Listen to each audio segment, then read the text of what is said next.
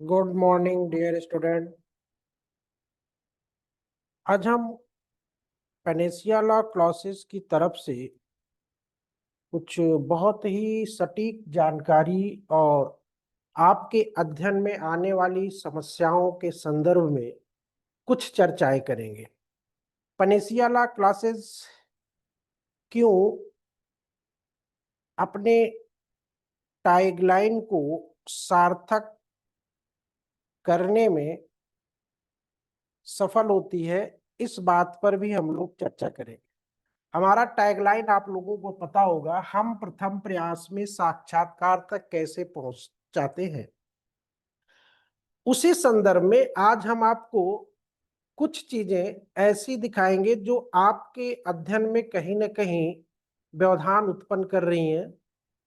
इसके पहले मैंने आपको बीएसए की समस्याओं से अवगत कराया था, जहां पे आपको समस्याएं होती हैं, और आज मैं आपको बीएनएस की कुछ समस्याओं से अवगत कराऊंगा, जहां पे आपके कुछ सवाल जो हैं वो छूट जाते हैं, या यूं कह लो कि आपके पढ़े हुए नहीं आते हैं, जिसको आप कहते हो, और उसके कारण आपकी मेरिट जो है वो कम हो जाती है। ठीक है, तो इसीलिए आज मैंने आपको एक बीएनएस पे एक वीडियो सोचा कि अपडेट कर दूं।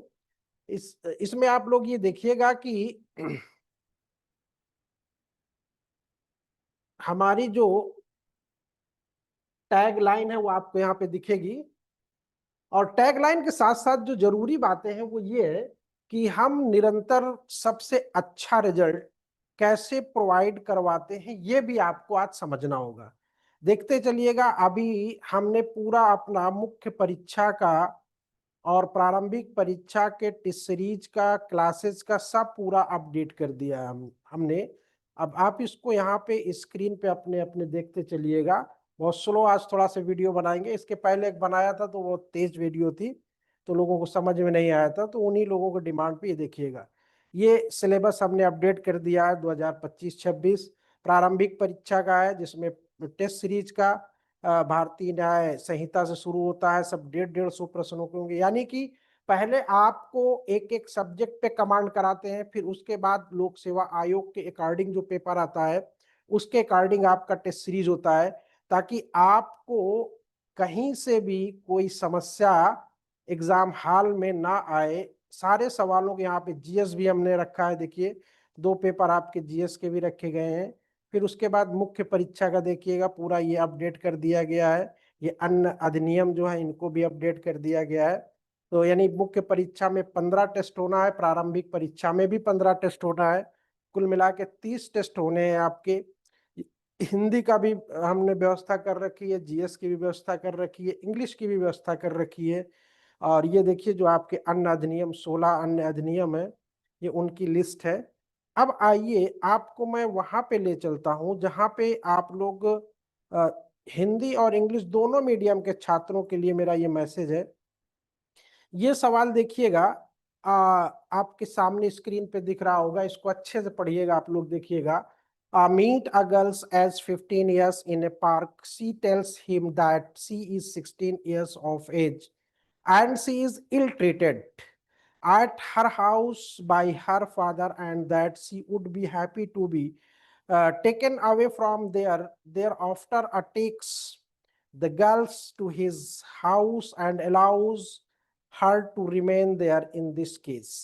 अब यहाँ पे देखिएगा, A has committed no offense as the girls has come with him with her own consent. ये 4 ऑप्शन दिए हुए हैं, आप लोग यहाँ पे इसको अच्छे से देखिएगा, आप लोगों को स्क्रीन पे दिख रहा होगा, पूरे अच्छे से इसको देखिएगा, आपको दिख रहा होगा। अब यहाँ पे देखिए इन्होंने आंसर दिया है ए। ठीक है, ये तो इंग्लिश वालों की बात हो गई।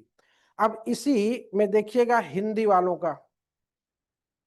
ए, एक पार्क में 15 वर्षीय एक लड़की, ये सॉल्व पेपर है आपके, जो आप लोग मार्केट की वस्तुएं इस्तेमाल करते हो, इसीलिए मैं बार बार कहता हूं कि मार्केट की वस्तुएं आपके लिए स्लो पॉइजन है।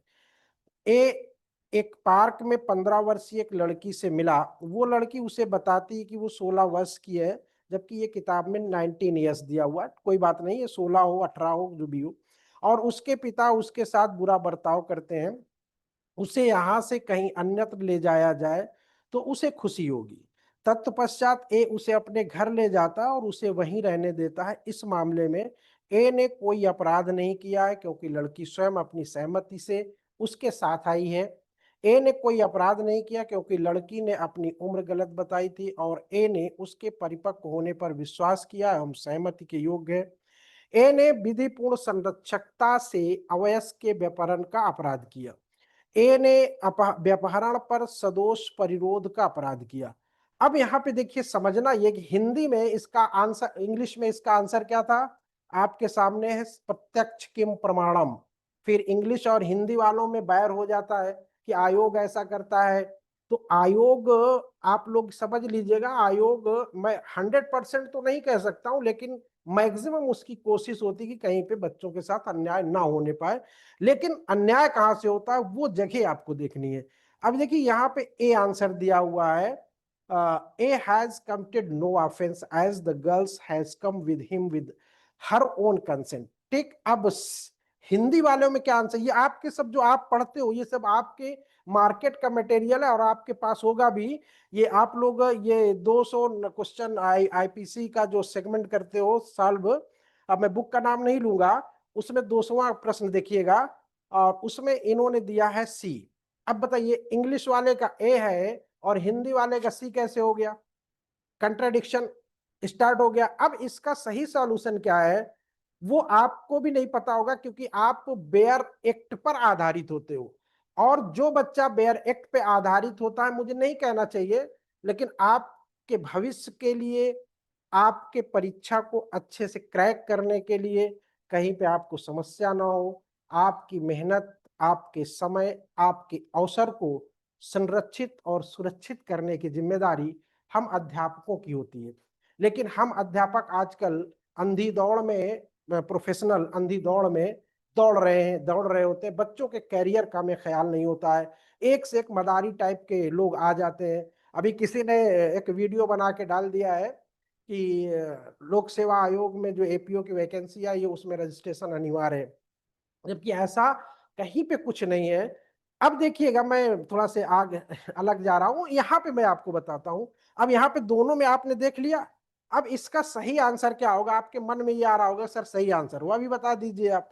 तो सही आंसर आप देखिएगा एस.एन. मिश्रा सर की किताब में, क्योंकि आप लोग किताब नहीं पढ़ते हो, सिर्फ बेयर एक्ट पढ़ते हो, इसलिए आपको ऐसे सवालों से समस्या होती। मैं उसका भी गणित अभी बताता हूं कि मैक्सिमम 99% बच्चा क्यों फेल होता है प्री में और 1% बच्चा ही पास होता है प्री में, वो क्यों होता है। तो जो बेयर एक्ट पढ़ रहे हैं, ये साफ शब्दों में बोल रहा हूं, जो बेयर एक्ट आधारित अपने आधार स्तंभ को मजबूत कर लिए हैं, वो बिल्डिंग नहीं बना सकते। ये बिल्कुल साफ शब्दों में बोल रहा हूं, भले कुछ को बुरा लगे।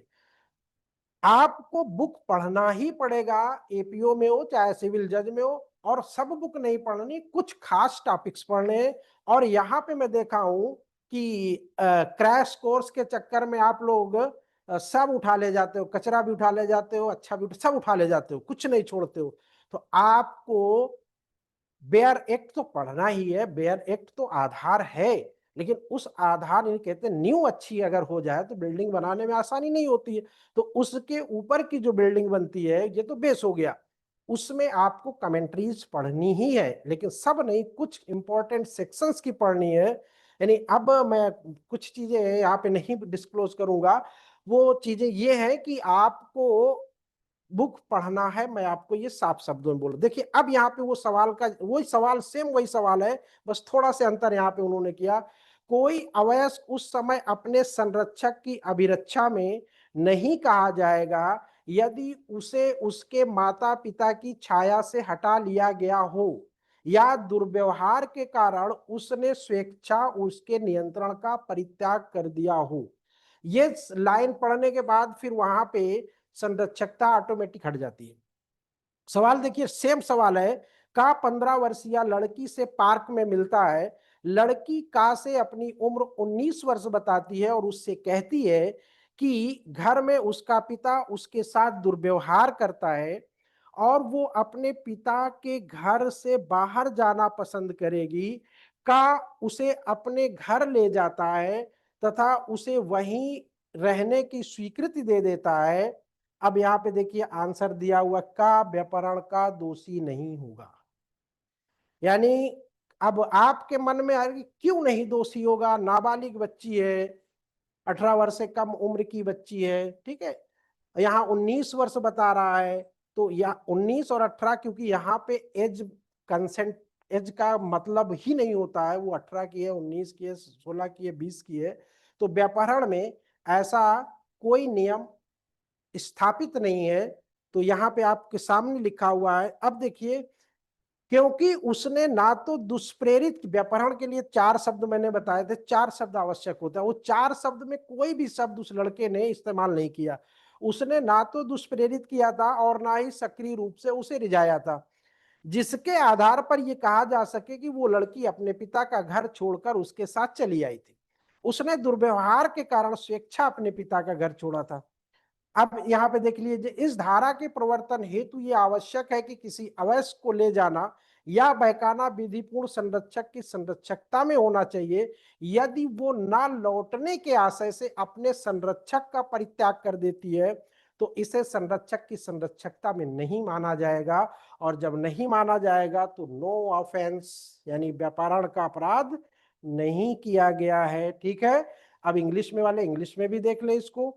A child is no longer in the keeping of control or control of the lawful guardianship। देख लीजिएगा, आपके सामने स्क्रीन पे है पूरा, देख लीजिए, समझ लीजिए, विचार कर लीजिए, अभी समय है। अभी भी आप अपने स्टडी के डायरेक्शन को चेंज कर दीजिए, तो संभावित है कि प्री भी नहीं रुकेगा और मुख्य परीक्षा भी नहीं रुकेगा और फाइनल भी नहीं रुकेगा।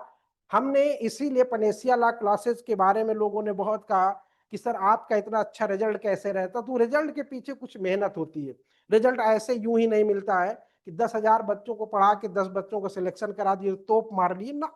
आप 50 बच्चों को बढ़ा के 15-20 बच्चों को, 25 बच्चों को करा दीजिए, तब तो आपकी स्ट्रेटजी काम की है, नहीं तो कोई मतलब नहीं है। वो तो 10,000 पढ़ाने के बाद 10-12 बच्चे तो ऑटोमेटिक अपने से हो जाते हैं, जिनको थोड़ा सा गाइडेंस की जरूरत होती है। तो यहाँ पे ये आपने देखा। दूसरी प्रॉब्लम इसी तरह मैंने बीएसए में दिखाया था। अभी आगे बहुत सी चीजें आपको दिखाएंगे।